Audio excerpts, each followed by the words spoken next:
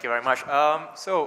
Thank you very much, everybody, for coming over here to WBS. And today with me we have three very distinguished speakers. We have Che Ho from Blockwater Capital from Korea, Cindy from 256 Ventures in Malaysia, and David, Virgil Capital of Australia. So the topic for today's panel discussion will be blockchain, the investor's perspective. So some of the things that we touch about today would be things like building scalable blockchain businesses, talk about crypto funds 2.0, what does it look like, some of the lessons learned from crypto investing, and some 2019 outlook. So as a co-founder of CoinGecko, we track some of the most data, 4,000 over tokens, and from 300 exchanges, we track crypto prices. So I've seen quite a lot of things in the industry. I'm actually very excited for this talk. I've prepared a bunch of questions that I would like to ask these guys. So maybe let's start a little bit. Let's start with Che Ho and start with an introduction. Che Ho, Cindy, and David. Start with an introduction of yourself, your token fund. Maybe it would be good to tell us about a little bit about your token fund, what's your AUM, and what sort of investments that you guys are looking to make in this space. Sure. Hello, my name is Che Ho from Blockwater Capital. We're about 10 mil AUM, and we mainly invested in the ICO projects last year. Right now, we are moving towards more hybrid investment strategy, and that is actually our focus. So more ICO equity in combination with listed cryptocurrencies, listed major cryptocurrencies, as well as this is our plan for future, but we also plan on implementing the arbitrage strategy as well. So yeah, that's us, and yeah. Hi, I'm Cindy, and I'm from 256 Ventures. We're actually Singapore-based, even although I'm Malaysian, and we've been investing in the space since late 2017. We focus a lot on what value cryptocurrencies can provide. And for us, we bucket it into three main categories. It's crypto as money, crypto as payment infrastructure, and crypto as a computing paradigm. So some past investments we made in Musica in Korea, Public Protocol in Singapore, Perlin in Singapore, and Definity in the US. Looking forward to the panel with you guys. Thanks for having us. Hey guys, my name is David. I'm from Australia. Show of hands, I like to do this at every panel. Anyone from Australia here? Hands up. Woo! We're kind of removed from the rest of the world, and Australia's blockchain space isn't that distinguished, which is why, for me, I'm largely based in New York and sometimes Singapore. So Virgil Capital is a 90 mil crypto arbitrage fund. We're a bit different from the traditional token funds. We're high frequency trading, and we trade the top 10 coins in a market neutral strategy. So that's just a bit about us, and I look forward to the chat today. So one of my first questions that I'd like to ask, so in 2018, it was a pretty horrible bear market. A research team at CoinGecko tracked that most tokens on average went down 70 to 90% in token price. So how did your fund perform in 2018? What strategies did you employ last year? And also maybe a little bit of outlook. What sort of strategies are you employing this year? So I'll start off. Yeah, we also suffered a loss. We weren't as bad as the market average. I think we were around negative 50%, but I think which was pretty good outperformance compared to other funds or compared to the market. I think, we have to admit that, it's really hard to predict how the future might go. So. In this market, I think the last year it was a quick 2 times, 3 times, 4 times, even 10 to 20 times X market. But going forward, I think the key to having investment success is to be patient and to actually change the criteria of your investment. Last year it was maybe focusing on the sentiment, focusing on the hype. Going forward, we're actually focusing more on the fundamentals, looking at from the traditional hedge fund, traditional VC perspective into projects, so that even though the hype might move the token prices up and down, making it volatile, but in the long-term game, that we want to make sure we win actually at the end of the story, at the end of the game. So that's our key focus. So I think I forgot to mention that for our investment strategy going forward, we are actually focusing on investing into the infrastructure layer of the companies that's building the blockchain industry at the moment. For example, wallets, maybe companies that's starting crypto custody businesses, crypto settlement businesses, and etc. So that's our focus. Yeah. In terms of performance, I think we, since we started a lot investing in late 2017, and we also invest in a 2-year cycle, 2 to 4 year cycle, we didn't suffer as big as a loss. I think as much of the other crypto funds did. I think the main reason is also that we're aware that the cycles between private and public markets in crypto are so close that they might as well be right next to each other. That we were very aware of how the market cycles were changing tides. So we adapted really quickly when we realized that the bubble was popping early last year. And that was, I think, the main reason that we avoided a lot of the valuation hype cycles that some other crypto funds might have went into. And so I think for a VC in crypto to succeed, you really need to be aware of the public market cycles because otherwise there's no kind of benchmark for valuations. I think because a lot of private market valuations just really did not match the public cycle valuations at that point. That's why valuations went out of hand, and we were because we were more aware of that, we were able to, I guess, see past that, and that was the main strategy that we employed last year to avoid, I guess, heavier losses. I think on our end, the sentiment was a little bit different. We actually, as an arbitrage fund, enjoyed 2018 a lot more than everyone else. Because arbitrage being a function of the markets having liquidity and sufficient volatility was excellent. So when prices drop from 1,000, when Ethereum at 1,400 down to where it is today, we have a lot of opportunities to capture as a high frequency trading fund. So we were actually up about 128% over the course of 2018, which for us was very reassuring because in 2017 we employed the same market neutral strategy but didn't do nearly as well as the funds that went, say, just long Bitcoin or long Ethereum or long particular projects. We didn't enjoy 10x returns, still very, very good by sort of traditional market standards. But 2018 was, I think, a showcase that, betting market neutral was the right long-term play. So moving into 2019, the game's obviously a lot harder to play. Liquidity is drying up significantly, which means that the capacity for these arbitrage opportunities significantly decreases.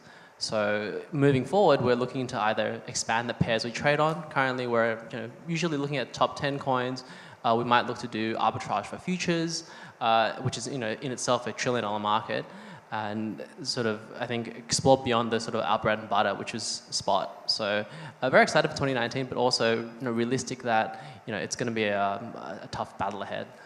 It's interesting to hear that you actually made money in the bear market last year. Everyone else suffered, and then if you actually hold a long Bitcoin or long Ether, you actually lost like close to 90% of your price, of your valuation. So I think Cheho brought up a point earlier just now that back in 2017, 2018, like if you just buy any of these tokens, it's very easy to see 2x, 10x return on investment, and there was a big mismatch between the private and public market valuation at the start of mid-2017, start of 2018, but it kind of died off towards 2018, where the private market valuation was a lot higher than the public market valuation. So mainly to you, Cheho and Cindy, what do you think of the market? Do you think it will improve? Do you see things improving in 2019, or do you see things picking back up? Do you see a situation, a time again where any ICO return 2, 5, 10x to investors again?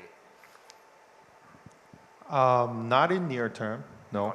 I think everyone's already aware what the next catalyst will be. The next catalyst, I think, will be the institutional investors.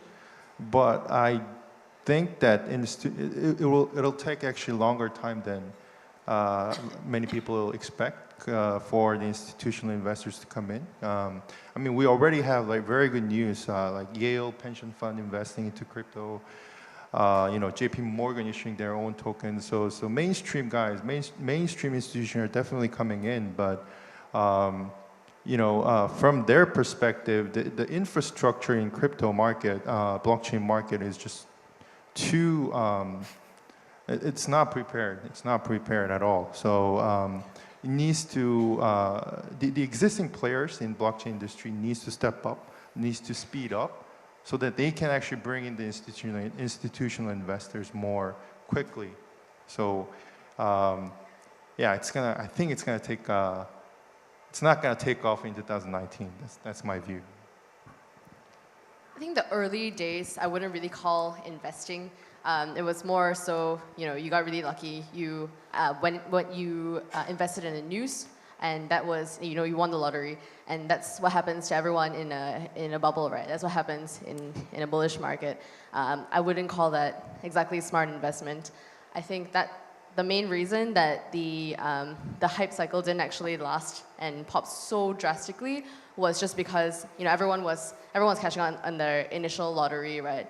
And the people who won big, but that's really not investing. That's just that's a lottery on a larger systemic cycle. And so I think what's happening in the near term is that the adoption rate is increasing. I think over the past couple of months, even though the prices haven't started to reflect that. But I think what we're really seeing is a cleansing of the projects that came in last year who didn't really deserve to raise as much as they should have.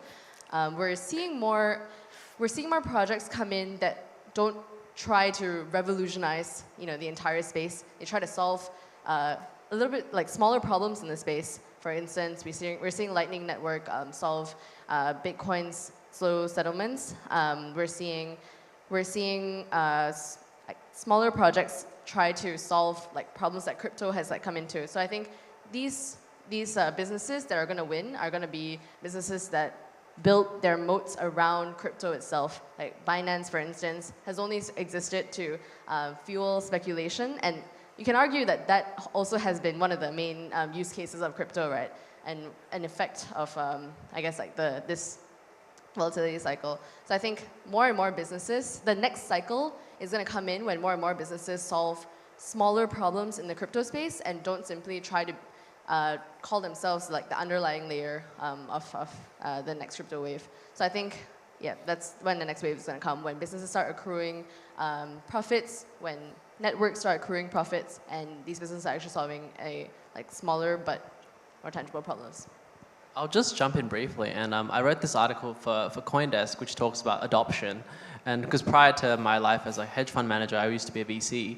And what's interesting is that when you look at dApps, even the most used dApps, which is a gambling dApp for that matter, built on Tron, which is a bit questionable, it only has about 7,300 users on a daily active user basis. So now, in terms of a VC term, that's a horrible metric. So we had, when I was investing as a VC, DAUs of thousands were quite laughable for the valuations you're raising at.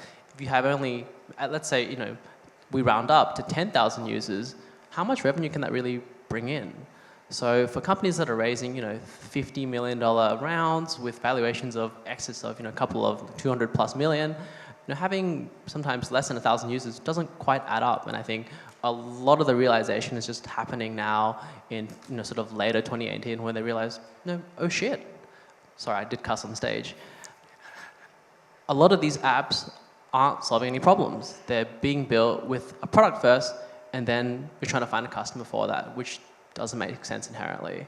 So that's sort of my 10 cents to sort of throw onto what the other two panelists already talked about. It's interesting you brought up this point because if you look at the ICO market last year, I mean, EOS, for example, raised $1 billion from an ICO. Before an ICO, it's practically impossible to raise $1 billion from any markets. Let's say take any startup, and no one's going to give you $10 million to do your project. But in the crypto world, $20 million in an ICO is considered normal. If you can't raise $20 million, you pretty much suck.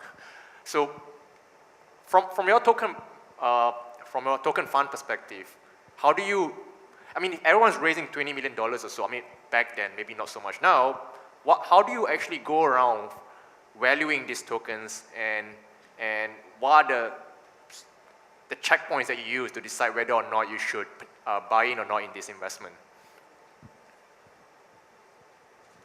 Well, in terms of valuation, we're actually taking a very traditional approach, just like investment bankers value the company. So, and just like the VC companies value this company. And we all realized that last year, exactly a year ago, the hype was there. The hype was there, and the ICO projects, without anything, could raise 20 mil, 30 mil.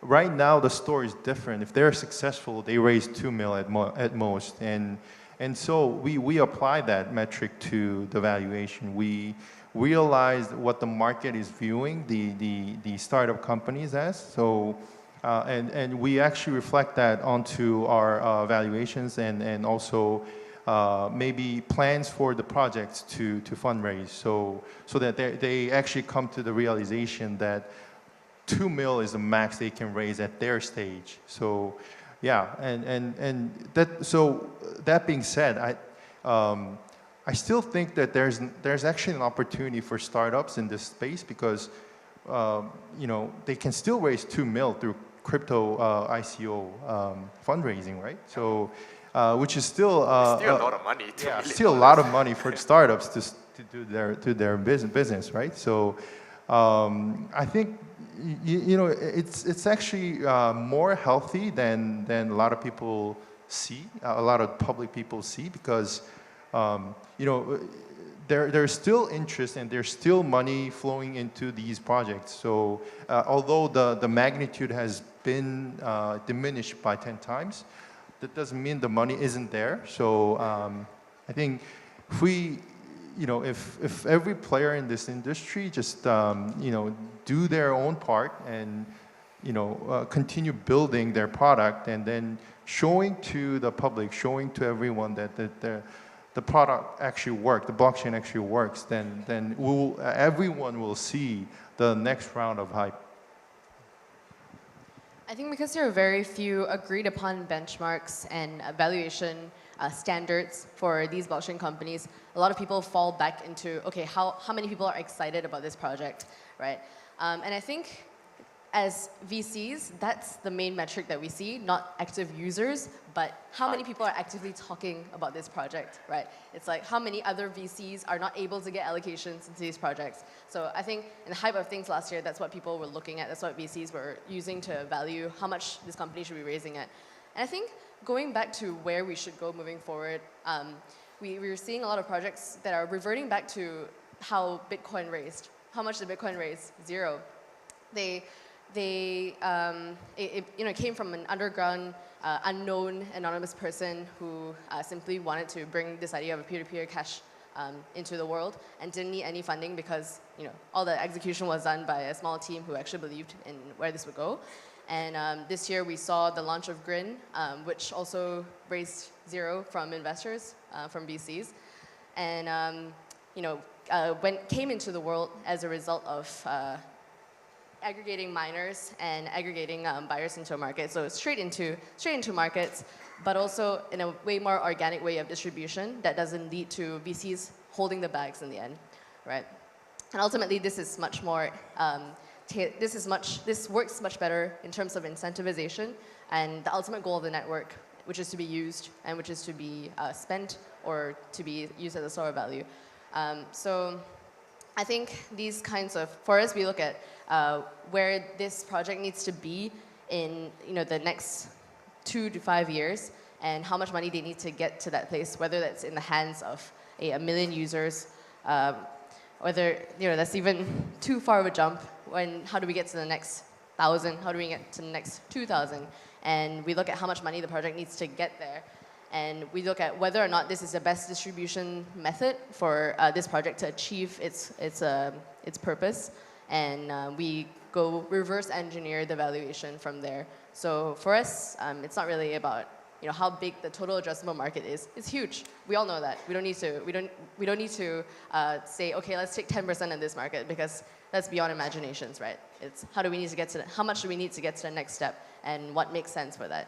So that's really how we look at valuations. It's interesting you brought up green just now, because there was no ICO. It was purely fair mining from the start of the game. But VCs actually invested, if I remember correctly, reading $100 million in mining equipment just to mine green, this new privacy coin. But if you compare it with a competitor, Beam took a opposite approach, and they did a private round, and there's not much interest in the space if you compare it against Green and Beam. All right, let's get to the next point. There was a lot of talk of securities token offering. May not necessarily be the case in Malaysia, because all tokens are securities in Malaysia. But what do you think about STO? Are you guys actively looking into STOs on your funds? What's your take about STO? Are you bullish on it? Where do you see STO exchanges coming on board? In which jurisdictions? Yeah, basically I want to find out what do you think about STOs and your fund's take on it. Well, I'm happy to go first on this. So just full disclaimer, I'm going to take off my sort of hedge fund hat and put on my research hat. So I sit as an adjunct researcher with the University of New South Wales, focusing on securities laws. So I've written journal publications specifically on this thing. And it's particularly interesting, without diving into too much detail, is that STOs rely very heavily on the respective securities laws of different jurisdictions. And I'll give you an example to illustrate this. So even the terms we use today, utility security tokens. The security token is anything that falls under Section 3 of the Securities Act in the US, and a utility token is anything that's not. Now, from where I come from in Australia, we don't have the term security. The term is financial product. But the scope of a financial product is a lot broader, to the point that some utility tokens might be financial products. Now, if I'm trying to issue a security token, which frame of law do I fall into? Obviously, these are tokens that are liquid from day one. They're borderless, can be traded instantly. So if the issuer is from the US and I'm an investor from Australia, the issuer has to be cautious of not just his jurisdiction that he or she is issuing from, but also where the investor's buying from. Now, with the whole premise of ICOs selling to people everywhere around the world, how are you going to actually manage that risk of selling to people from all these different jurisdictions, with most countries having put very little stance out on what their approach towards tokens? As Bobby mentioned, Malaysia, the security tokens, or tokens itself, is taboo, as it may be in China as well, for example. Whereas other countries like Switzerland, or so Switzerland, FINMA has made a ruling, as well as the FCA in the UK. They take a very open approach, and the MAS just across the border has a sandbox to this. So I think to really sort of dive into the crux of STOs, you've got to look at the regulation of all these different countries, because they're all going to differ. Definitions itself will differ. Some countries don't even have a definition for what a digital asset is. So until that gets addressed, I think the execution of these security tokens is incredibly difficult.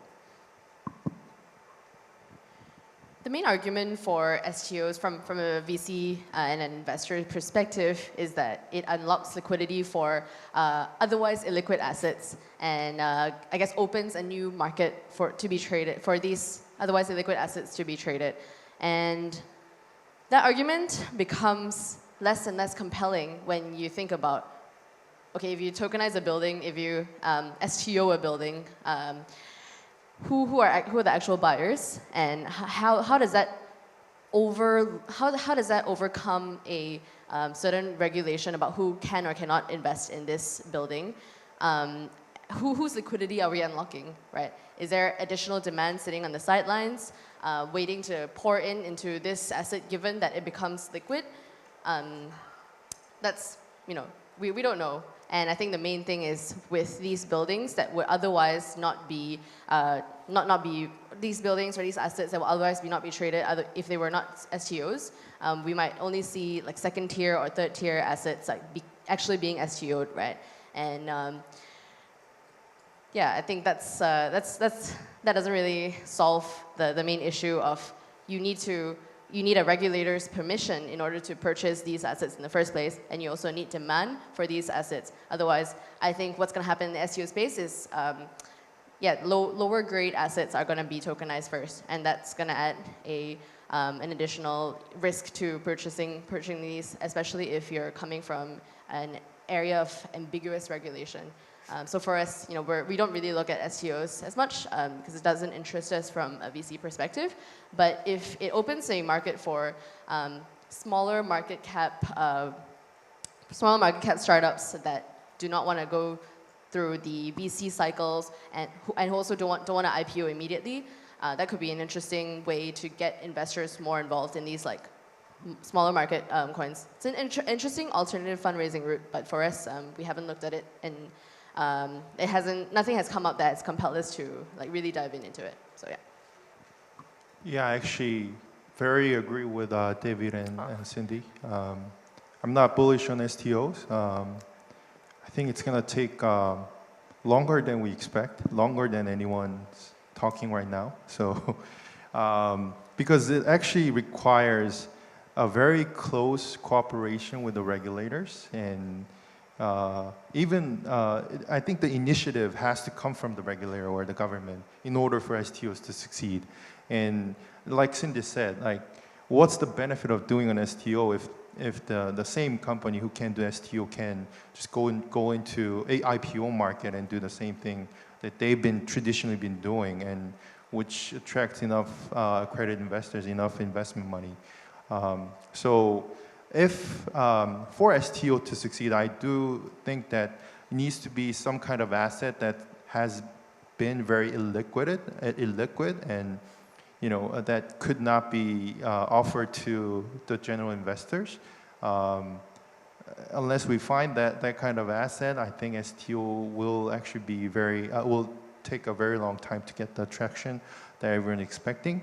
But in terms of which jurisdiction is leading the STO market, I think David already mentioned it's Switzerland.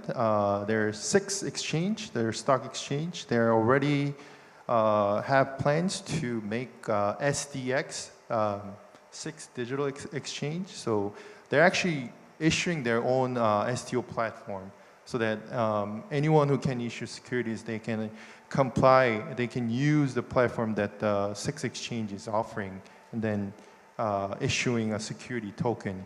So, which is basically what I just described. It's the regulator, it's the government body that's initiating this change in digital securities. So, I think Switzerland is definitely at the forefront of this STO venture, but in order for the investors, in order to create the expected hype, I think it's a long way to go. Yeah. Wow, pretty surprised to hear that you guys are not bullish into the STO market.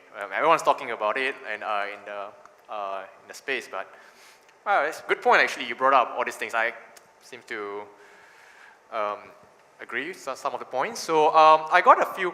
Okay, we're probably gonna ask one last question to you guys before we open up the floor to questions from the audience. So you guys as token funds obviously hold a lot of tokens. So there's been a lot of, I would say, movement towards the masternode staking space to yield some, to get some value out of these tokens. Like we look at Tezos, it gives I think about 8% yield. Dash, for example, has like a yield on the tokens as well. Are you guys as and then not just from staking actually, a lot of these tokens, there have been a growing trend of lending. So to lend these tokens to other people to get a yield on these assets. Are you guys on this token funds, are you guys employing any of these staking lending mechanisms to increase yield on the assets that you're holding on? I actually proposed the idea to my partners, but one of the Blockwater founders used to run EOS node.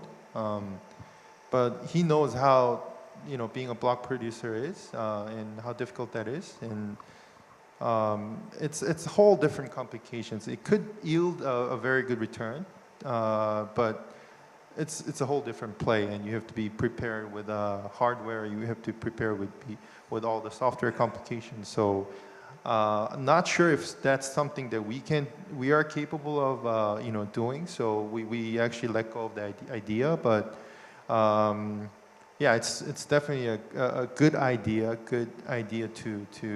for yielding a good return if you have the right capital. I think in order to want to stake an asset, you have to be bullish on the asset itself, and you also have to believe that staking an asset is good for the security of the network, right, and the governance of the network. And first, I think proof of stake, to be completely honest, is doesn't have any external metric for maintaining the security of network as much as proof of work does. There is a price floor for the cost of maintaining the network, and for proof of stake, it's much easier to launch an attack to decrease the value of the token and to potentially risk the network to be at risk for double spend attacks and 51% attacks. So for us, we don't really believe in staking as a network guarantor, as network security guarantor. And for us, while staking seems to be, could be good for rewards and like holding yields, we think that going long on these assets during bear markets is not really a smart investment idea. So we haven't been employing this strategy, but would be happy to be convinced otherwise. I mean, I can't comment as much. I mean, we've been approached by a couple of mining farms to fund them. So if we were to invest in like a funds of funds, that might make sense. But then at the end of the day, you want to be investing or working in things you have an expertise in. And for me, that's not setting up GPUs in a warehouse somewhere in Iceland. That doesn't make sense for me. So I think the set of skills required for something like this is quite different. So I'll keep this quite brief. All right, so I guess I'm open up the floor. If you have any questions, I guess there'll be microphones around, so raise your hand and then we'll send a mic over to you guys. No question? Oh, okay, we have one there.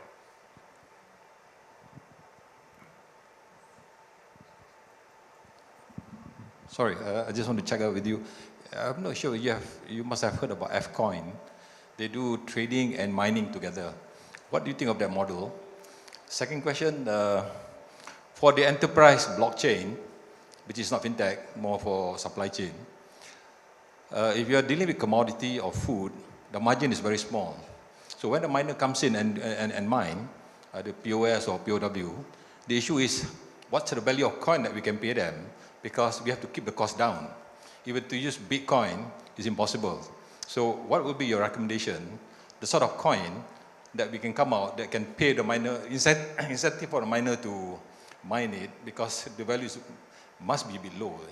Just an idea from you guys. All right, so I think there's two questions there. I like the first question actually very much. Actually, I have this question prepared on my notes actually. So it's a question on trans fee mining, where exchanges let the users mine tokens, and then instead of paying, you rack up transaction fee, and then you get rebated in the exchange-based token as well.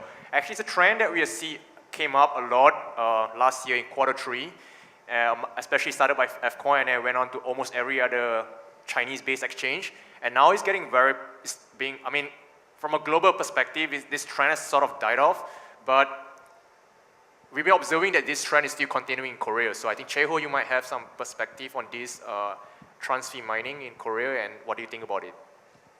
So our most recent investment was into a trans fee mining company, but actually the trend has died down in Korea as well.